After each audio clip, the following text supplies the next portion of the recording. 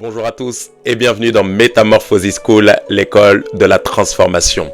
Alors nous sommes à notre 8e et dernier jour de notre 2e semaine. Vous savez que depuis maintenant 2 semaines, nous sommes dans cette série sur comprendre l'Apocalypse, bien comprendre la fin des temps ou l'enseignement sur la fin des temps, sur les temps de la fin.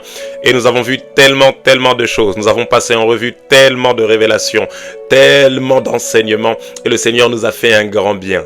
Alors que nous sommes en train de clôturer cette 2e semaine, parce que rappelez-vous, il nous reste encore une 3e semaine, nous allons traiter ce soir cette sous-thématique, encore une fois particulière, à savoir la tribulation et la grande tribulation. Nous avons tellement de choses à dire, je ne veux pas vous faire attendre, alors nous allons directement rentrer dans le vif du sujet, mais avant cela, bien évidemment, nous allons prendre le temps de prier. De là où tu es, incline simplement la tête avec moi et rends simplement grâce à Dieu. Excellent Père de grâce et d'amour, Seigneur, merci. Nous bénissons ton nom, nous te rendons toute la gloire parce que tu es celui qui nous enseigne et tu nous enseignes pour nous ajuster, pour nous réajuster. Et c'est pour nous un privilège. Ce soir, nous voulons te dire que nous sommes prêts à être à l'écoute de ta parole, à nous laisser conduire par toi. Inspire nos paroles et nos pensées et dirige-nous conformément à ta volonté. Et nous nous promettons de te rendre toute la gloire. Merci Père de grâce. Dans le nom précieux de Jésus-Christ, nous t'avons prié. Que quelqu'un dise Amen. Amen, Amen. Avant de poursuivre la vidéo, tu prends le temps de la partager sur tous tes réseaux sociaux, sur X, sur Trend, sur Facebook, sur Instagram, sur TikTok, sur Snap, partout, parce que je suis convaincu qu'une personne pourrait être édifiée par cet enseignement. La tribulation et la grande tribulation, le sujet est donné. Nous avons 3 passages bibliques de référence. Le premier, nous le retrouvons dans Daniel chapitre 9, verset 23 jusqu'au verset 27. La parole de Dieu. Lorsque tu as commencé à prier, la parole est sortie et je viens pour te l'annoncer car tu es un bien-aimé. Sois attentif à la parole et comprends la vision. 70 semaines ont été fixées sur ton peuple et sur ta ville sainte pour faire cesser les transgressions et mettre fin au péché, pour expier l'iniquité et amener la justice éternelle, pour sceller la vision et le prophète et pour oindre le Saint des Saints. Sache-le donc et comprends. Depuis le moment où la parole a annoncé que Jérusalem sera rebâtie jusqu'à loin au conducteur, il y aura 7 semaines. Dans 62 semaines, les places et les fossés seront rétablis, mais en des temps fâcheux. Après les 62 semaines, un oint sera retranché. Je répète, un oint sera retranché, ou encore un Mashiach, un Messie sera retranché, et il n'aura pas de successeur. Le peuple d'un chef qui viendra détruira la ville et le sanctuaire, et sa fin arrivera comme par une inondation. Il est arrêté par les dévastations. Il est arrêté que les dévastations dureront jusqu'au terme de la guerre. Il fera une solide alliance avec plusieurs pour une semaine. Et durant la moitié de la semaine, il fera cesser le sacrifice et l'offrande. Je répète, durant la moitié de la semaine, il fera cesser le sacrifice et l'offrande. Le dévastateur commettra les choses les plus abominables jusqu'à ce que la ruine et ce qui a été résolu fondent sur le dévastateur. Deuxième passage biblique de référence, nous le retrouvons dans Matthieu chapitre 24, verset 21, la parole de Dieu. Car il y aura une grande tribulation telle qu'il n'y en a point eu depuis le commencement jusqu'à maintenant et qu'il n'y en aura jamais. Dernier passage biblique de référence, nous le retrouvons dans Apocalypse chapitre 5, verset 1 jusqu'au verset 14, la parole de Dieu. Puis je vis dans la main droite de celui qui était assis sur le trône un livre écrit en dedans et en dehors, scellé de 7 sceaux, et je vis un ange puissant qui criait d'une voix forte, qui est digne d'ouvrir le livre et d'en rompre les sceaux. Et personne dans le ciel, ni sur la terre, ni sous la terre ne put ouvrir le livre, ni le regarder. Et je pleurais beaucoup de ce que personne ne fut trouvé digne d'ouvrir le livre, ni de le regarder. Et l'un des vieillards me dit, ne pleure point. Voici le lion de la tribu de Juda, le rejeton de David, a vaincu pour ouvrir le livre et ses 7 sceaux. Et je vis au milieu du trône et les 4 êtres vivants, et au milieu des vieillards, un agneau qui était comme immolé. Il avait 7 cornes et 7 yeux qui sont les 7 esprits de Dieu envoyés par toute la terre. Il vint et il prit le livre de la main droite de celui qui était assis sur le trône. Quand il eut pris le livre, les 4 êtres vivants et les 24 vieillards se prosternent devant l'agneau, tenant chacun une harpe et des coupes, se prosternèrent devant l'agneau, tenant chacun une harpe et des coupes d'or remplies de parfums, qui sont les prières des saints, et ils chantaient un cantique nouveau en disant, tu es digne de prendre le livre et d'en rompre et d'en ouvrir les sceaux, car tu as été immolé et tu as racheté pour Dieu par ton sang des hommes de toute tribu, de toute langue, de tout peuple et de toute nation. Tu as fait d'eux un royaume et des sacrificateurs pour notre Dieu, et ils régneront sur la terre. Alors de prime abord, rentrons directement bien évidemment dans le vif du sujet et posons-nous cette question: qu'est-ce que la tribulation et la grande tribulation? Alors vous pouvez le noter, lorsqu'on parle de la tribulation et de la grande tribulation, on fait tout simplement référence à une période de 7 années durant laquelle Dieu jugera la terre. La tribulation et la grande tribulation correspondent à une période de 7 ans durant laquelle Dieu jugera la terre. Tout simplement, nous allons développer ça progressivement pour que nous puissions mieux comprendre. Alors la deuxième question que nous pouvons nous poser, c'est pourquoi? Pourquoi 7 ans de tribulation? Une vérité fondamentale que vous savez ou peut-être que vous ne savez pas, Jean chapitre 4 l'explique très bien au 22e verset, Jean chapitre 4, le verset 22. Jésus l'explique bien en nous disant ceci: vous adorez ce que vous ne connaissez pas, mais nous adorons ce que nous connaissons, car le salut vient des Juifs. C'est ici la pensée qui nous intéresse. Le salut vient des Juifs. Je le répète, le salut vient des Juifs. Le salut n'est pas réservé aux Juifs, mais le salut commence à partir du peuple d'Israël. Israël est comme le point de départ du salut. Ceux qui ont eu en premier lieu la révélation du Dieu véritable, du Dieu créateur, c'est la nation d'Israël. Ceux qui ont eu la révélation des plans de Dieu pour l'humanité dans un premier temps, c'est le peuple d'Israël. Voilà pourquoi Jésus dit: le salut vient des Juifs. Les Juifs sont comme le point de départ. Voilà pourquoi Dieu pouvait dire à Abraham, ici je ne parle pas du judaïsme, mais je parle littéralement de ceux qui sont de la postérité d'Abraham. Le salut commence par eux. Voilà pourquoi le Seigneur pouvait dire à Abraham: toutes les nations de la terre seront bénies à travers toi. Abraham est le père de la foi dans le sens où de sa postérité le salut va sortir. Parce que Christ est justement de la postérité d'Abraham. Alors le salut vient des Juifs. Pourquoi cette révélation est importante? Parce que les Juifs ont eu la révélation du salut. En l'occurrence, les prophètes de l'Ancienne Alliance. Faisons un léger flashback dans l'Ancienne Alliance ou encore dans l'Ancien Testament. Et rappelez-vous une chose, le prophète Daniel est celui qui a reçu des grandes révélations par rapport aux événements des temps de la fin. C'est la raison pour laquelle je vous invite encore une fois, comme je l'ai fait lors du premier épisode, à lire à la fois le livre d'Apocalypse, mais également le livre de Daniel, parce que ces deux livres concentrent énormément de révélations en ce qui concerne les temps de la fin. Peut-être que vous ne comprendrez pas tout, mais vous aurez un panel, vous aurez une vision générale de ce que disent les Écritures par rapport aux événements des temps de la fin. Alors ces 7 années de tribulation correspondent à quoi? Ces 7 années de tribulation, je vais aller lentement pour que chacun puisse comprendre, correspondent à 490 années qui ont été prophétisées par le prophète Daniel, et ces 490 années concentrent des événements qui doivent se passer avant l'instauration du règne de 1000 ans de Christ. Christ doit venir régner. Rappelez-vous, les Juifs, le peuple d'Israël, a la révélation d'un Messie qui doit venir pour régner. Mais avant que ce Messie vienne pour régner, 490 ans doivent se passer dans lesquels des événements vont se produire. Alors Daniel est ce jeune prophète qui a été déporté, emmené en captivité à Babylone avec le roi Nebuchadnezzar. Rappelez-vous tous ces rêves qui ont été interprétés, toutes ces visions qui ont été interprétées par Daniel. Et Daniel, étant dans la captivité, se souvient d'une chose, que Jérémie avait reçu la révélation que 70 ans allaient se passer durant lesquels la nation d'Israël serait sous le coup d'un jugement de Dieu, comme en exil, à cause de leur rébellion vis-à-vis de la loi de Dieu.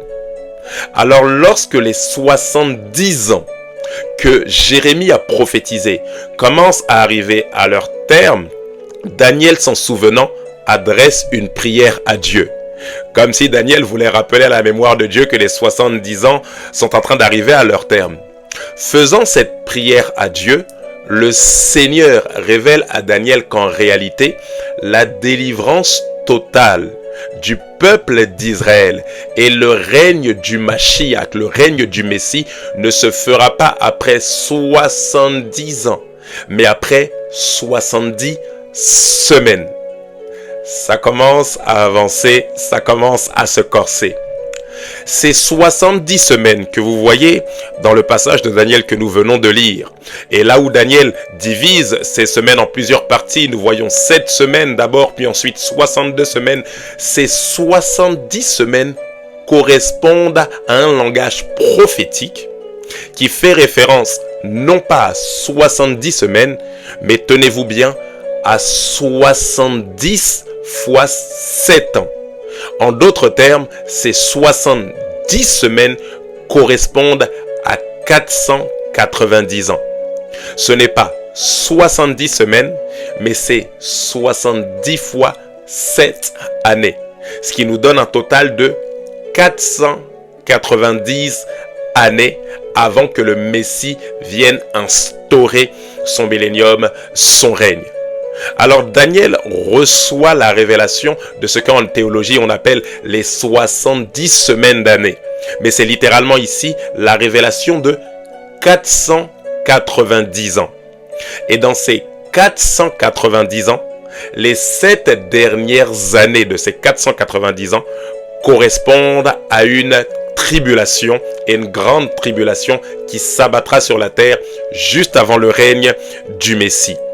Alors ce qui est intéressant de retenir ici avec tous ces chiffres-là, c'est que lorsque Daniel reçoit ces révélations, il pense que ces 70 semaines, plus précisément ces 490 ans, vont se dérouler d'un trait, que les événements vont s'enchaîner jusqu'au règne du Messie.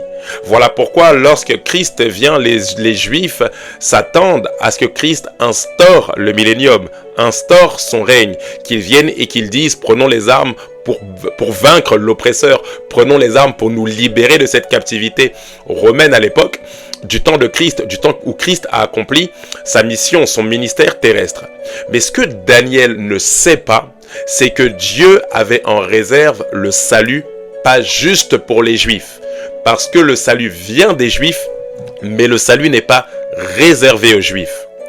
Alors Daniel, ne sachant pas cela, il ne sait pas que dans les révélations qu'il reçoit, Dieu va faire comme une parenthèse pour permettre au salut de se répandre sur toute l'humanité.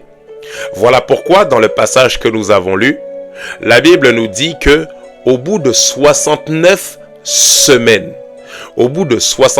c'est-à-dire littéralement au bout de 483 ans, un oint, ou encore un Messie, ou encore le Mashiach, ou encore le Christ sera retranché. Daniel prophétise cette parole sans savoir de quoi il s'agit, parce que Daniel, à ce moment précis, n'a pas la révélation de la grâce. Alors le Messie, le Mashiach, est retranché. Ça correspond tout simplement à la mort et à la résurrection de Christ et à son ascension pour permettre au Saint-Esprit de descendre et à l'ère de la grâce de commencer. Alors le Messie est retranché, mais au moment où le Messie est retranché, ce qu'il faut comprendre, c'est que les 70 semaines ou les 490 ans que Daniel a prophétisé font pause. C'est-à-dire qu'au bout de ces 69 semaines, une pause est marquée. Et cette pause correspond à l'ère dans laquelle nous sommes, l'ère de la grâce. Ce mystère qui a été caché aux prophètes de l'Ancienne Alliance. Ce mystère que nous sommes en train de vivre. Cette parenthèse dans le calendrier, l'horloge prophétique d'Israël. Cette parenthèse que Dieu permet dans les prophéties qui ont été faites à Daniel de ces 70 semaines qui doivent s'écouler. Cette parenthèse avec l'ascension du Messie, la venue du Saint-Esprit et la prédication de la grâce pour le salut de toutes les nations est permise par Dieu pour que justement le salut s'étende, pas juste sur les Juifs, pas juste sur le peuple d'Israël, mais pour que le salut s'étende sur quiconque croit. Car Dieu a tant aimé le monde, Jean 3,16, afin que quiconque croit en lui ne périsse point, mais qu'il ait la vie éternelle. Alors, au bout de 69 semaines, pour résumer, au bout de 483 ans, l'ère de la grâce commence.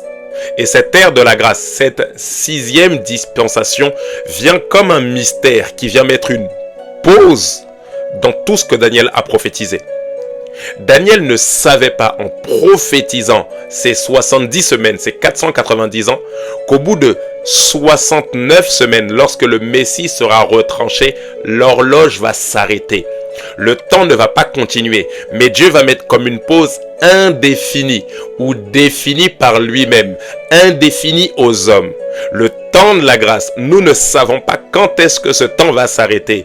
Et cette pause qui est permise par Dieu est pour que le salut se répande sur tous les hommes, que le salut se répande sur toute l'humanité. C'est l'ère de la grâce, c'est l'ère du mystère, c'est l'ère de l'Église dans laquelle nous sommes. Qu'est-ce que vous devez comprendre ici? Nous ne sommes pas encore au temps du jugement de Dieu, mais nous sommes au temps de la grâce.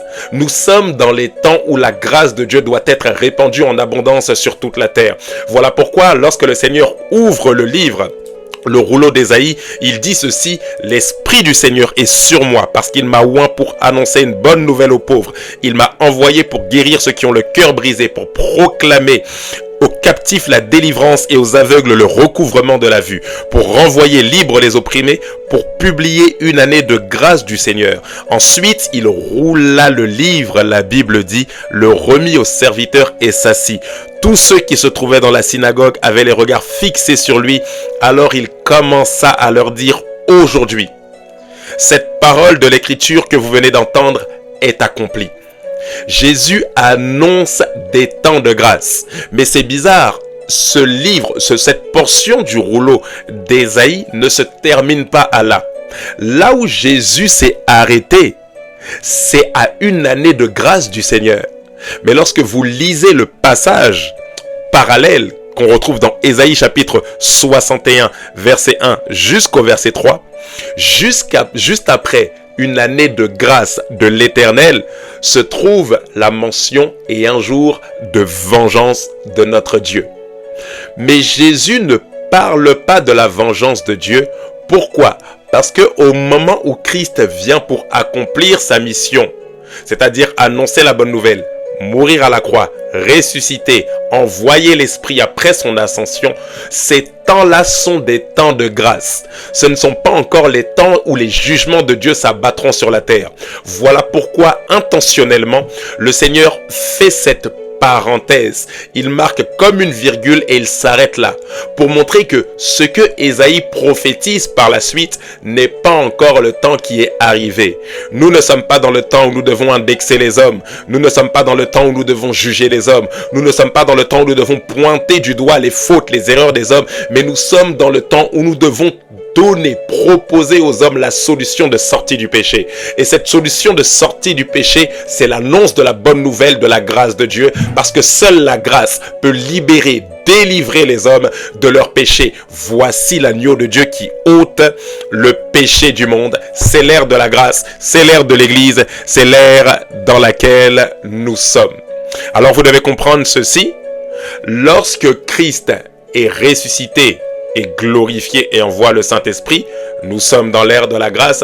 La parenthèse est faite dans l'horloge prophétique des 490 ans. Ça veut dire que là, nous sommes dans les temps où il n'y a que 483 ans qui ont été accomplis. Et cette horloge reprendra à quel moment? Quand l'ère de la grâce, du mystère de l'Église se terminera, c'est-à-dire à l'enlèvement de l'Église dont nous avons parlé hier. Dès que l'enlèvement de l'Église arrive, les 7 années de tribulation commencent. Et les 7 années de tribulation, si vous êtes bon en maths, correspondent aux 7 dernières années. Nous sommes à 483 ans, plus 7, nous arrivons à 490 années. Alors vous devez comprendre ceci, j'espère que jusque-là ça va pour vous. Les 7 ans de tribulation, oh oui, il y a tellement de choses à dire, tellement de choses à comprendre. Nous passons vraiment en vous donnant des vérités essentielles, mais il y a tellement de choses à dire sur les livres de Daniel, d'Apocalypse, tellement d'informations. Je prie que le Seigneur nous accorde la grâce de revenir encore et encore dessus pour que nous puissions bien comprendre, surtout en ce qui concerne le rôle que nous devons jouer en tant qu'Église dans cette fin des temps. Alors comprenez ceci pour terminer par rapport à la tribulation. Notez que la tribulation dure 7 ans, nous l'avons compris, et ces 7 ans sont divisés en deux à raison de 3 ans et demi chacune. C'est-à-dire il y a 2 parties de 3 ans et demi, ce qui donne bien évidemment 7 ans. La première partie, c'est ce qu'on appelle la tribulation, et la deuxième partie, c'est ce qu'on appelle la grande tribulation. Alors on parle de grande tribulation pour faire référence au fait que les jugements de Dieu durant cette deuxième partie, ces 3 ans et demi dans ces 7 ans, ces 3 ans derniers, ces 3 ans et demi, les derniers 3 ans et demi, dans ces 3 ans et demi là, les jugements de Dieu vont s'intensifier sur la terre. Voilà pourquoi on parle de grande tribulation dans la deuxième partie de la tribulation. Alors notez que c'est quand on parle de cette tribulation, on fait référence aux 7 sceaux, aux 7 coupes de la colère de Dieu, aux 7 trompettes, toutes ces choses-là.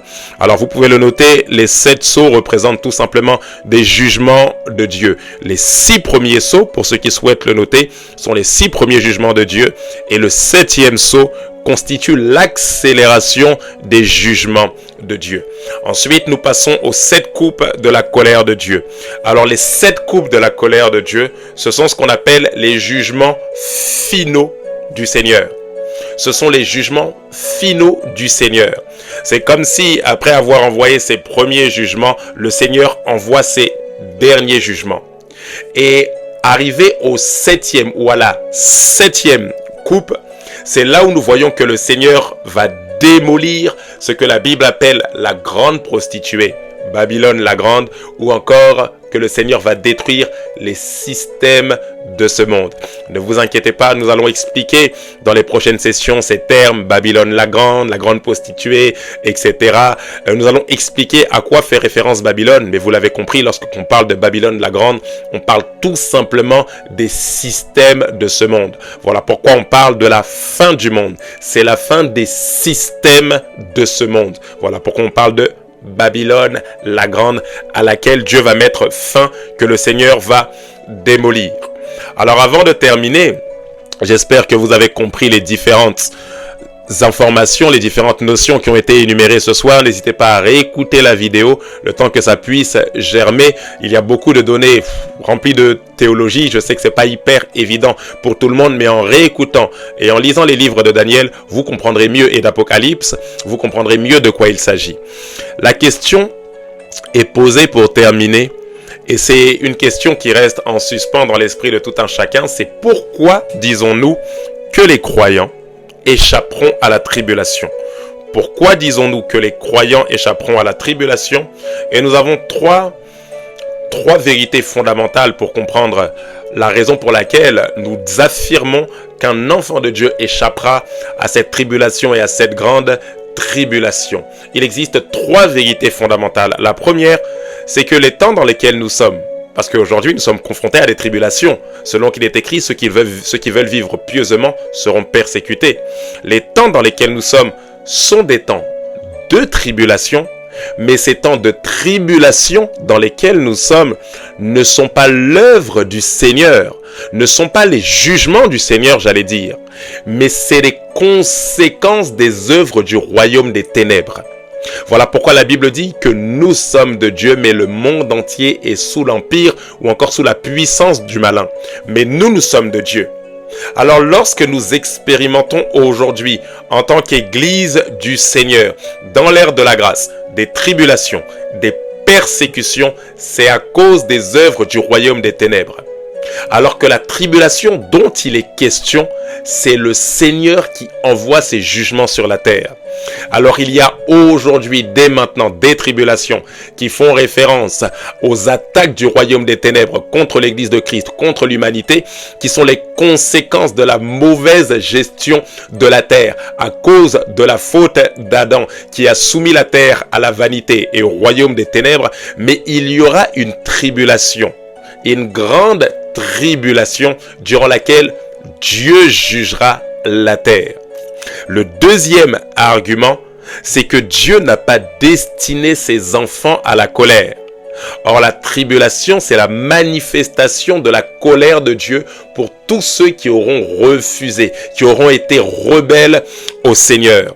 La Bible dit ceci dans 1 Thessaloniciens chapitre 5, verset 6 jusqu'au verset 9. « Ne dormons donc point comme les autres, mais veillons et soyons sobres, car ceux qui dorment, dorment la nuit, et ceux qui s'enivrent, s'enivrent la nuit. Mais nous qui sommes du jour, soyons sobres, ayant revêtu la cuirasse de la foi et la charité, et ayant pour casque l'espérance du salut, car Dieu ne nous a pas destinés à la colère, mais à l'acquisition du salut par notre Seigneur Jésus-Christ. » Il dit car Dieu ne nous a pas destinés à la colère.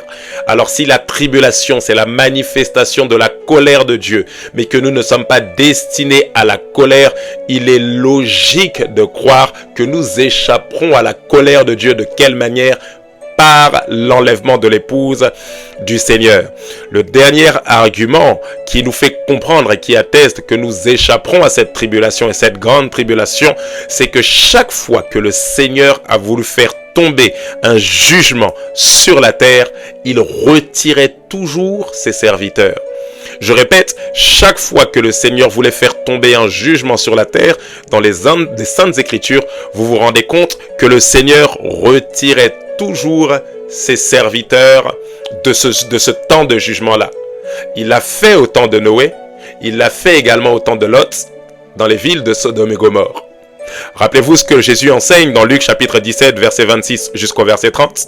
Il dit ceci: « Le jour où le Fils de l'homme viendra, il se passera la même chose qu'au temps de Noé. Les gens mangeaient, buvaient, ils se mariaient ou donnaient leurs filles en mariage. Puis Noé est entré dans le bateau. » Je répète, puis Noé est entré dans le bateau, il y a eu une grande inondation et tous ces gens sont morts.